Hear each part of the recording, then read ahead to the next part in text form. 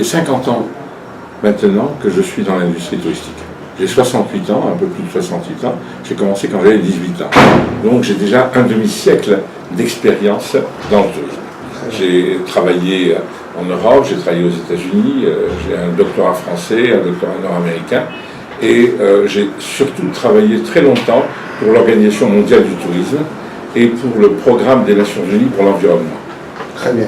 Alors, M. Lankar, vous séjournez à Abidjan dans le cadre de la 2e édition des Merveilles de Côte d'Ivoire qui se tiendront à partir de demain à Dabou. Que pensez-vous de cette initiative et quel sera votre apport lors de cette rencontre? Alors, je crois que c'est vraiment, on va dans le sens de l'histoire.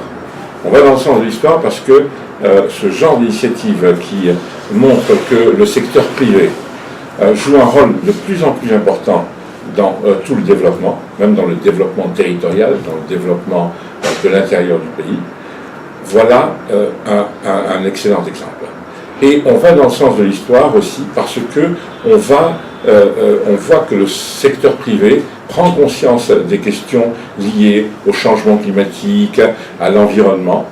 Et à Dabou, c'est vraiment l'endroit où on peut travailler dans ce sens, puisqu'on peut montrer que déjà l'économie locale de Dabou autour de l'agriculture peut servir aussi le développement du tourisme. Alors, moi demain, c'est simplement, je vais parler d'un thème qui me tient à cœur, qui est la force du tourisme. La force du tourisme, pourquoi? Parce que le tourisme peut même, je dis, soulever les montagnes.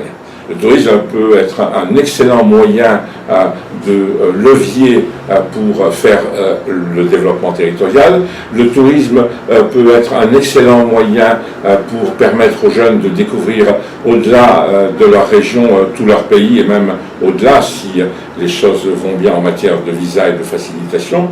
Et le tourisme peut être une force créative pour faire en sorte que les loisirs, que les divertissements servent à quelque chose, servent dans un sens de approfondissement de la culture, approfondissement de notre rencontre avec l'environnement naturel et culturel. Monsieur Lankar, vous venez de parler de la force du tourisme. Alors, selon vous, quelle est votre appréciation de la force touristique ivoirienne? C'est une question de gouvernance. Si vous y croyez, si vos hommes politiques y croient, elle aura de la force. Si vous n'y croyez pas, il n'y aura aucune force. C'est une question de motivation, c'est une question de volonté politique de développer le tourisme. Vous pouvez avoir 1 million de touristes qui viendront d'ici 2020, vous pourrez avoir à peu près entre 50 000 et 70 000 nouveaux emplois qui vont être créés grâce au tourisme, grâce à ces touristes qui viendront. On peut faire en sorte que le tourisme développe d'autres secteurs. Parce que si vous emmenez des touristes, ils vont venir déjeuner, ils vont venir apprécier votre cuisine locale, ils vont venir apprécier votre gastronomie. Mais si vous allez chercher des produits qui viennent de l'extérieur, non. Par contre, si vous faites en sorte que cette gastronomie soit basée sur des produits locaux, sur l'agriculture locale, à ce moment-là, il y aura des effets positifs. On termine avec, encore une fois, la 2e édition des Merveilles de Côte d'Ivoire, où vous allez intervenir. Alors, comment va se présenter votre intervention lors de cette cérémonie? Alors, mon intervention, c'est une intervention normale d'un conférencier qui va parler de ce qui est en train de se passer et des perspectives pour l'avenir, avec les potentialités, mais aussi un certain nombre de contraintes et de menaces pour l'avenir. Je crois qu'on peut dépasser ça si on fait un gros effort d'information et si surtout on arrive à convaincre les hommes politiques que le tourisme est une force.